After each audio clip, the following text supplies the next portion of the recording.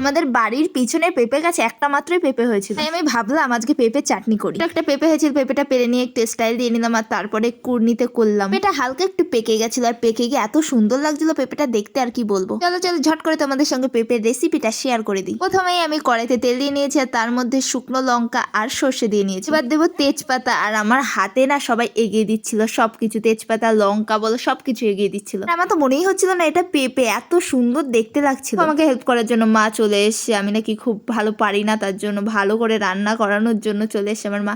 আর সবকিছু লবণ হলুদ টলুদ আমার মাই দিয়ে দিচ্ছে। আমি বারে বারে বলছি যে জল দিতে, আর এই চক্করে আমি তেঁতুলের জল দিতেই ভুলে গেছি। তারপরে অবশেষে জল দিলাম, আর এই দেখো কি সুন্দর দেখতে লাগছে। তারপর অনেক লাস্টে দিলাম চিনি, আর তারপর দেখছিলাম যে মিষ্টি আর লবণ হয়েছে কিনা, তারপরে একদম লবণ হয়নি তো লবণ দিলাম, আর অবশেষে রেডি হয়ে গেল চাটনি, পেঁপের চাটনি। আর এটা খেতে সত্যি অনেক স্বাদ, পুরো আমের চাটনির মতো।